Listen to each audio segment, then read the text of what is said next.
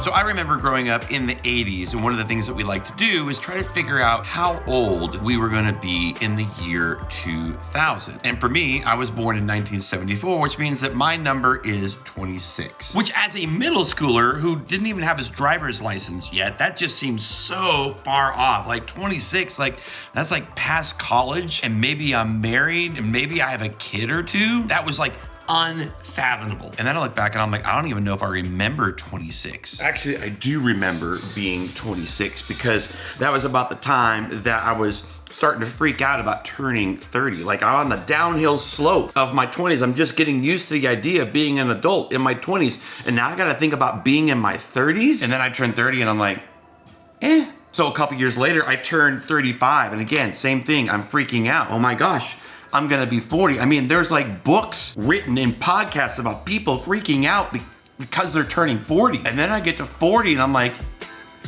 eh. And then I hit 45 and it was different because I actually didn't freak out about being 50. And I thought, well, maybe I'm growing, maybe I'm maturing, I'm changing. And then the other night I woke up full of all of this anxiety because I'm gonna be 50 and just feeling like it's almost over and the pressure to do something.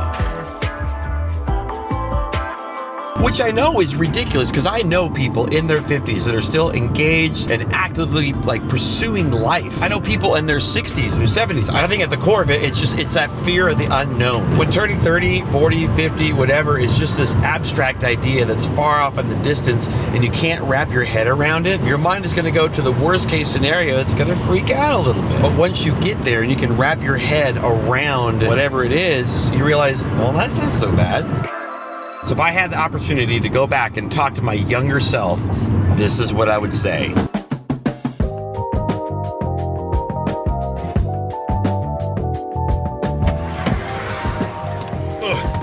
Picking up my daughter's car from the shop.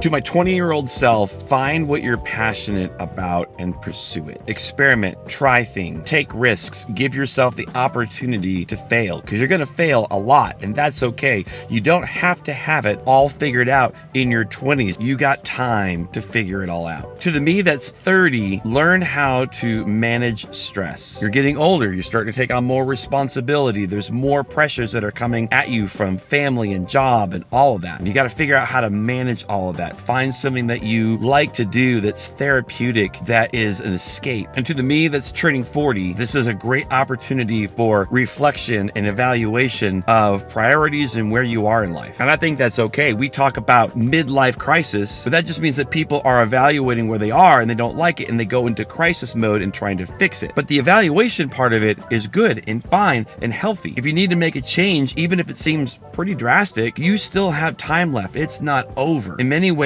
I think it's just beginning because all these decades leading up to it, you've started to figure out what you're passionate about, what you're good at, where you're going. It does make me wonder, like, what future me would say to me turning 50. Maybe you should leave that in the comments.